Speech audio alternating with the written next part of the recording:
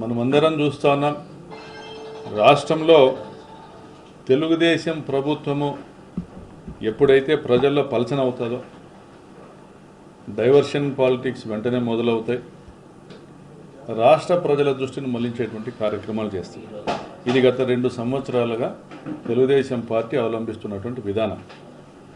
ఇచ్చిన హామీలేమో బారెడు, అమలవుతున్నవేమో మూరెడు. మరి ఇటువంటప్పుడు ప్రజల్లో సంపూర్ణంగా పల్చనైపోయింది తెలుగుదేశం పార్టీ గౌరవం. మరి ఇటువంటి పరిస్థితుల్లో ఎదురు దాడి చేయడం, ఈరోజు కూడా జగన్మోహన్ రెడ్డి గారే ముఖ్యమంత్రిగా ఉన్నట్లుగా తమకు అనుకూలమైనటువంటి మీడియాలో జగన్మోహన్ రెడ్డి గారి పైన బురద జల్లేటువంటి కార్యక్రమం, ఆయన క్యారెక్టర్ అసాసినేషను, స్థానిక మాజీ శాసనసభ్యులు ఎమ్మెల్యేలు ఎవరైతే వైఎస్ఆర్ కాంగ్రెస్ పార్టీకి ఉంటారో వాళ్ళ క్యారెక్టర్ అసాసినేషను, ఎదురుదాడి చేసేటువంటి కార్యక్రమము, అబద్ధాలనే పదే పదే వల్లెవేస్తూ తాము సత్య హరిశ్చంద్రులుగా తాము ప్రొజెక్ట్ చేసుకునేటువంటి కార్యక్రమం చేస్తూ ఉన్నారు తమకున్నటువంటి పచ్చ మీడియాలో. మనం గమనించినాం. మన గుంటూరు గిరీష్ కుమార్ రెడ్డి నా పక్కనే ఉన్నాడు. YSR Congress party social media convener Raabta నియోజకవర్గం. ఆయన ఒక ఐటీ ఎంప్లాయీ. ఎన్నడూ ఎవరిని హార్ష్గా ఒక మాట మాట్లాడిన వాడు కాదు. ఎక్కడ కూడా ఒక హార్ష్గా కానీ లేదంటే చాలా కఠిన పదజాలంతో కానీ ఒక స్టేట్మెంట్ ఇచ్చినటువంటి పాపాను పోలే, సోషల్ మీడియాలో ఒక పోస్ట్ అటువంటిది పెట్టిన పాపాను పోలే. ఎంతసేపు వైఎస్ఆర్ కాంగ్రెస్ పార్టీని ప్రమోట్ చేసుకుంటూ వెళ్ళడం, రాప్తా నియోజకవర్గంలో జరుగుతున్నటువంటి పరిస్థితుల్ని ప్రజల్లోకి తీసుకొని పోయేటువంటి కార్యక్రమం తప్ప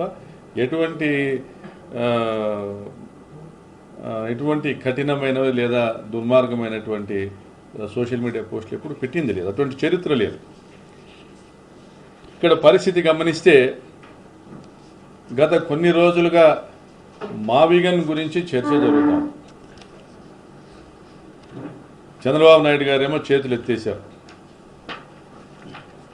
అమరావతి నిర్మాణం ఇప్పటికిప్పుడే సాధ్యం కాదు అనేసి ఆయన చేతులు ఎత్తేశారు. ఆయన ఏం చెప్పారంటే ఈ రాజధాని నిర్మాణం అనేది ఇది నిరంతర ప్రక్రియ అని చెప్పారు. ఎందుకు చెప్పారంటే ఇప్పటికీ 2 సంవత్సరాలు అయింది ఆయన మళ్ళీ వచ్చి. అంటే ఓవరాల్గా 7 సంవత్సరాల పరిపాలనలో రాష్ట్రం విభజన జరిగిన తర్వాత 7 సంవత్సరాల చంద్రబాబు గారి పరిపాలనలో ఇప్పటికీ గాను అమరావతి రాజధాని నిర్మాణానికి ఖర్చు పెట్టింది 7,000 కోట్ల రూపాయలు మాత్రమే. మరి ఈ రకంగా కేవలం బేసిక్ ఇన్ఫ్రాస్ట్రక్చర్ ఏర్పాట్లకు 1,00,000 కోట్లు ఖర్చు పెట్టాలంటే సంవత్సరానికి 1,000 కోట్ల చొప్పున ఏ విధంగా ఈరోజు అయితే చంద్రబాబు నాయుడు ఖర్చు పెడతా ఉన్నారో అది 100 సంవత్సరాల పాటు ఖర్చు పెట్టాలా. అంటే హడావిడిగా జరిగేటువంటి పనులు కావు ఇవి. ఎందుకంటే సంవత్సరానికి 4 నెలలు లేదా 5 నెలలు వర్షాలు పడితే ఆ ప్రాంతంలో మనుషులు తిరగలేని పరిస్థితులు. అక్కడ ఫౌండేషన్స్ వేయాలంటే దాదాపుగా 60 నుంచి 70 అడుగుల లోతు ఫౌండేషన్స్ వేయాలి. మరి ఇటువంటి పరిస్థితుల్లో ఇది ఇప్పుడిప్పుడే కాదని ఆయన తేల్చేసినటువంటి పరిస్థితి. ప్రత్యామ్నాయంగా తక్కువ ఖర్చుతో అంటే 1,00,000 కోట్లు కేవలము 70,000 జనాభా ఉన్న 28 గ్రామాల మధ్య ఖర్చు పెట్టడం బదులు ఒక రాజధాని ఏర్పాటు అయితే కనీసం అక్కడ 1 కోటి జనాభా ఉండేలా చూసుకోవాలి అనేది కనీసము మనం ఈ దేశంలో ఉన్నటువంటి వివిధ రాష్ట్రాల రాజధానులు చూస్తే మనకు ఒక అభిప్రాయం కలుగుతుంది. చెన్నై దాదాపుగా 1.5 కోటి జనాభా, ముంబై 2.5 కోటి జనాభా, హైదరాబాద్ 1.25 కోటి జనాభా. మరి ఆ రకంగా ఈ 70,000 జనాభా అక్కడ నిర్మాణాలన్నీ పూర్తి చేయడానికి ఒక 20 సంవత్సరాలు 30 సంవత్సరాలు పట్టినా 70,000 జనాభా ఉన్నటువంటి అమరావతిలో అది 1 కోటి జనం కావడానికి 100 సంవత్సరాలు పట్టవచ్చు. కాబట్టి అది సాధ్యం కాదనేది బహుశా చంద్రబాబు గారి అభిప్రాయమే కావచ్చు. ఇది నిరంతర ప్రక్రియ అని చెప్పారు. ఎక్కడ కూడా పవన్ కళ్యాణ్ గారు కానీ వివిధ నాయకులు ఎవరైతే అగ్రనాయకులు ఉన్నారో తెలుగుదేశం పార్టీ వారు కానీ వాళ్ళు కూడా నోరెత్తలే. మరి జగన్ గారు మావిగన్ అనేది Machilipatnam Bandar port, Vijayawada Gannavaram international airport, Guntur Amaravati మరియు గుంటూరు నగరాలను కలుపుతూ తెనాలి మీదుగా మళ్ళీ మచిలీపట్నం వరకు ఒక గ్రోత్ కారిడార్ని ఏర్పాటు చేస్తూ ఇక్కడ ఉన్నటువంటి ఇన్ఫ్రాస్ట్రక్చర్ని విస్తృత స్థాయిలో డెవలప్ చేయడానికి ఒక 10 నుంచి 20,000 కోట్ల రూపాయల ఖర్చుతో బ్రహ్మాండమైన రాజధానిని నిర్మించుకోవచ్చు. దీంట్లో 1 కోటి జనాభాకు మేలు కలిగేటువంటి కార్యక్రమము. ఈ ప్రాంతాలంతా కూడా ఈ మూడు జిల్లాలలో కూడా భూముల విలువ పెరిగి రైతులకు డబ్బులు వచ్చి ట్రాన్సాక్షన్స్ పెరిగి ఎకనామీ పెరుగుతుందన్నటువంటి ఒక దూరదృష్టితో ఆయన మాట్లాడినాడు. అయితే దీన్ని కౌంటర్ చేయాలి తెలుగుదేశం పార్టీ వాళ్ళు ధర్మంగా. ఎందుకంటే అమరావతిని సపోర్ట్ చేస్తున్నారు కాబట్టి వారు ఎక్కడ కూడా టెక్నికల్గా కౌంటర్ చేయలే. పవన్ కళ్యాణ్ గారు కానీ తెలుగుదేశం పార్టీ నాయకులు కానీ టెక్నికల్గా దీన్ని కౌంటర్ చేయలేక దీంట్లో టెక్నికల్గా కౌంటర్ చేయడానికి ఏమీ లేదు కాబట్టి పర్సనల్ ఎలిగేషన్స్ చేసుకుంటూ మాట్లాడుకుంటూ వచ్చారు. కాంగ్రెస్ పార్టీతో సహా మాట్లాడుకుంటూ దీన్ని పెద్ద ఎత్తున దుర్మార్గంగా జగన్మోహన్ రెడ్డి గారి పైన వైఎస్ఆర్ కాంగ్రెస్ పార్టీ శ్రేణుల మీద దుర్మార్గంగా మాట్లాడుకుంటూ వచ్చారు. ఏబిఎన్ ఛానల్ అయితే చంద్రబాబు గారి మెప్పు కోసము జగన్మోహన్ రెడ్డి గారు ఆదేశిస్తే జగన్మోహన్ రెడ్డి గారి అభిమానులు తమ పిల్లలనైనా వదులుకునేకి సిద్ధంగా ఉంటారనేటువంటి విధంగా వక్ర భాషం పలకడము, ఈ పెద్ద ఎత్తున మావిగన్ నుంచి డైవర్షన్ అయిపోయేసి వైఎస్ఆర్ కాంగ్రెస్ పార్టీ ఆ ఇష్యూ మీద వెళ్ళిపోతుంది, సో డైవర్షన్ అయిపోతుంది అనేసి వాళ్ళు తెలివిగా ప్లాన్ చేసి అటువంటి వ్యాఖ్యానాలు చేయించారు ఏబిఎన్లో రాధాకృష్ణ గారు. మరి అది జరిగింది. కానీ అప్పటికే మావిగన్ అనేది పేరు ఏదైనా కానీ జగన్ గారి ఆలోచన అనేది రాష్ట్ర వ్యాప్తంగా ప్రజల్లోకి వెళ్ళిపోయింది. చాప కింద నీళ్ళలా పాకిపోయింది. 1,00,000 కోట్లు ఎందుకు 20,000 కోట్లతో అయ్యేటప్పుడు జగన్ 3 రాజధానులు అనట్లే కదా. మనకు దగ్గర ఉన్నటువంటి గుంటూరు జిల్లాలో విజయవాడ జిల్లాలో రాజధాని ఏర్పాటు చేస్తామంటున్నాడు కదని రాయలసీమ దక్షిణ కోస్తా జిల్లాలో వాళ్ళలో యాక్సెప్టెన్స్ వచ్చింది. అదేవిధంగా 1,00,000 కోట్లతో కాకుండా 20,000 కోట్లతో రాజధాని నిర్మాణం పూర్తవుతుందన్నప్పుడు ఖజానా మీద భారం పడదు కదా. ఆ మిగిలే డబ్బులేవో వెనుకబడిన ఉత్తరాంధ్ర ప్రాంతంలోనూ వెనుకబడిన రాయలసీమ ప్రాంతంలో కూడా ఖర్చు చేయొచ్చు కదా, అభివృద్ధి అవుతుంది రాష్ట్రం అనేసి మేధావులు భావించడం జరిగింది.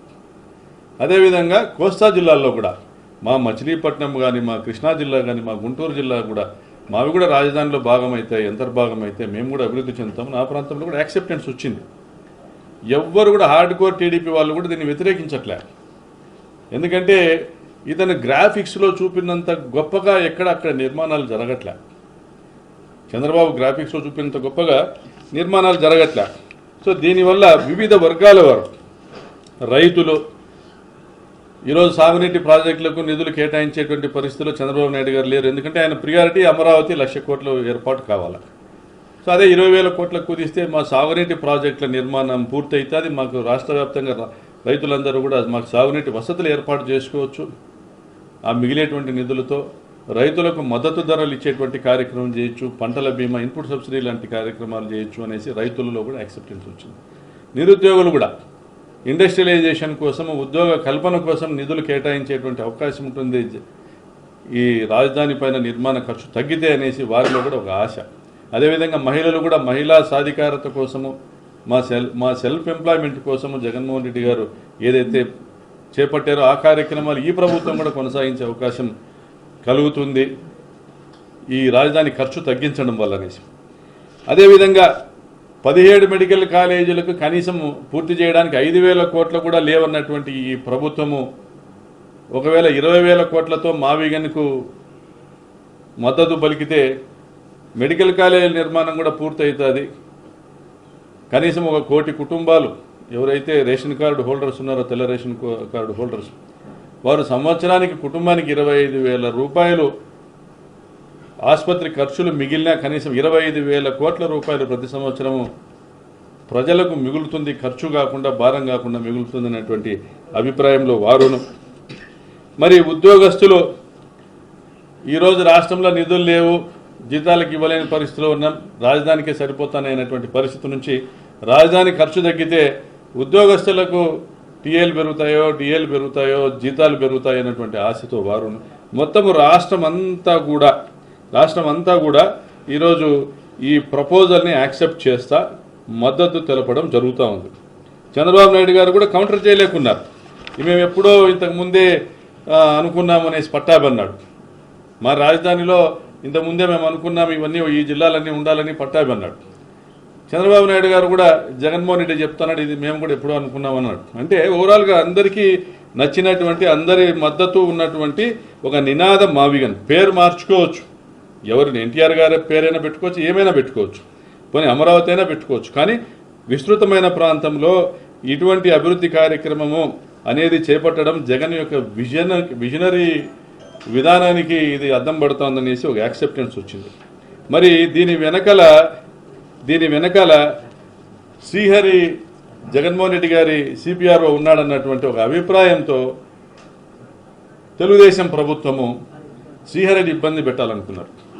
మరి శ్రీహరి గారిని ఇబ్బంది పెట్టాలనుకున్నటువంటి ఈ ప్రభుత్వము వెంటనే ఆయన అరెస్ట్ చేయాలా, ఆయన జైలు పంపాలా, అది జరిగేది కూడా ఏదో ఒక డైవర్షన్కు ఉపయోగపడాలని భావించారు.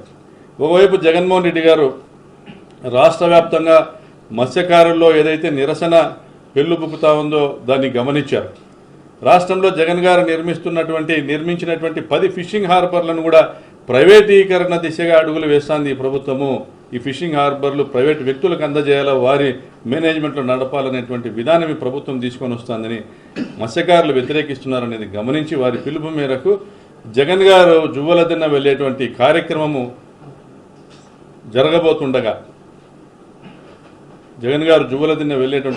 జరగబోతుండగా నిన్న ఉదయం ఆయన వెళ్లాల్సి ఉండగా, ఉదయం 9ంటికి బయలుదేరాల్సి ఉండగా నిన్న ఉదయం 7ంటికి శ్రీహరి గారిని అరెస్ట్ చేసి తీసుకెళ్లారు. మరి శ్రీహరి గారిని నేరుగా అరెస్ట్ చేసి తీసుకెళ్లడానికి ఏదైనా ఒక కంప్లైంట్ ఉండాలి.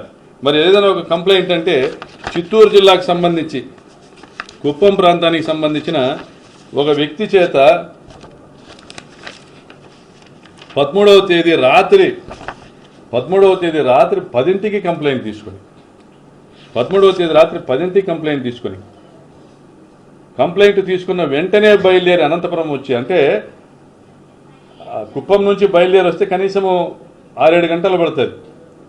వెంటనే అనంతపురం బయలుదేరి వచ్చి ఇప్పటికే ఇక్కడ హిట్ లిస్ట్లో ఇక్కడ ఉన్నటువంటి ఒక టీడీపీ ఎమ్మెల్యే హిట్ లిస్ట్లో ఉన్నటువంటి మా గిరిని టార్గెట్గా తీసుకొని, అంటే ఎవరి మీద కేసు పెట్టాలా, ఒకరిని అరెస్ట్ చేసి వాళ్ళ దగ్గర నుంచి కన్ఫెషన్ తీసుకొని వాళ్ళు ఒప్పుకున్నట్లుగా ఒక స్టేట్మెంట్ తీసుకున్నట్లుగా రెడీ చేసి, ఇదిగో పలానా గిరీష్ రెడ్డిని అరెస్ట్ చేశాము, ఆయన తన ఒప్పుకోలు పంచనామాలో తెలియజెప్పాడు, ఇది పలానా శ్రీహరి చెప్తే నేను ఇలా చేశాను, ఇలా పోస్టులు పెట్టామనేసి అలా ఒప్పుకున్నట్లుగా ఒక డాక్యుమెంట్ క్రియేట్ చేసుకోవాలి. అలా క్రియేట్ చేసుకొని దాన్ని చూపించేసి గిరీష్ రెడ్డి కన్ఫెషన్ మీదుగా శ్రీహరిని అరెస్ట్ చేస్తున్నట్లుగా ఒక కుక్డప్ కేసును తీసుకొని వచ్చారు. ఒక అక్రమ కేసు, ఒక తప్పుడు కేసును తీసుకొని వచ్చారు. మరి ఇక్కడికి వచ్చారు. 14వ తేదీ సాయంత్రం 6ంటికి గిరిని అదుపులోకి తీసుకున్నారు. మఫ్టీలో వచ్చిన పోలీసులు అదుపులోకి తీసుకున్నారు. ఆయన ఫోన్లు చెక్ చేశారు. ఎక్కడా కూడా అటువంటి అడ్వర్స్ కామెంట్స్ కానీ అడ్వర్స్ పోస్ట్ కానీ ఆయన తన ట్విట్టర్ అకౌంట్లో కానీ ఇన్స్టా అకౌంట్లో కానీ ఫేస్బుక్ అకౌంట్లో కానీ పెట్టలేదు. దాన్నే పెట్టినట్లుగా, ఫోన్ నుంచి పెట్టినట్లుగా దాన్ని ఏదో గోల్మాల్ చేసి దాన్ని ఏదో మసిపూసి మారేడుకాయ చేసే ప్రయత్నం చేసి కోర్టు ముందర పెట్టారు. జడ్జి గారు కూడా గమనించారు. ఎక్కడా ఎటువంటి పోస్టు ఈ ఫోన్ల నుంచి పెట్టకపోయినా కూడా ఒక అక్రమ కేసులో ఆయనను అరెస్ట్ చేశారు, గిరీష్ని తీసుకొచ్చారని జడ్జి గారికి అర్థమైపోయింది. ఈ రిమాండ్ రిపోర్ట్లు కూడా మెన్షన్ చేశారు. రిమాండ్ రిపోర్ట్లో ఈ గిరీష్ రెడ్డి ఈ రకంగా చంద్రబాబు నాయుడు గారి క్యారెక్టర్ అసాసినేషన్ చేస్తూ, చంద్రబాబు నాయుడు గారిని తూలనాడుతూ ఆయన పోస్టులు పెట్టాడు అనేసి ఈ రకంగా పెట్టారు. చంద్రబాబు నాయుడు గారి చేతిలో కత్తి పెట్టి ఆయన పైన వైఎస్ఆర్ కాంగ్రెస్ పార్టీ ఇది ట్విట్టర్ అకౌంట్, దీంట్లో పోస్టులు పెట్టారు. సో అది గిరీష్ రెడ్డి దగ్గర నుంచి వెళ్ళింది అని గిరీష్ రెడ్డి ఒప్పుకున్నట్లుగా, దాంట్లో శ్రీహరి పాత్ర ఉందన్నట్లుగా ఒక పంచనామా చేసినట్లుగా, దాని ఒప్పుకోలు పంచనామా చేసినట్లుగా కన్ఫెషన్ స్టేట్మెంట్ గిరీష్ రెడ్డి దగ్గర తీసుకొని రిమాండ్ రిపోర్ట్ సబ్మిట్ చేశారు. జడ్జి గారి ముందర సబ్మిట్ చేశారు. జడ్జి గారు ఎగ్జామిన్ చేశారు.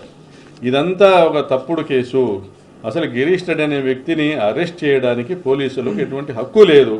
కంప్లైంట్ ఇవ్వడానికి ఈ వ్యక్తి ఎవరైతే కంప్లైంట్ ఇచ్చాడో కుప్పం పోలీస్ స్టేషన్లో కత్తిమానిపల్లికి సంబంధించినటువంటి వినోద్ కుమార్ మూర్తి, ఈ వినోద్ కుమార్ మూర్తికి కంప్లైంట్ ఇవ్వడానికి ఎటువంటి హక్కు లేదు ఇందులో. ఎందుకంటే ఆయన అగ్రీవుడు కాదు.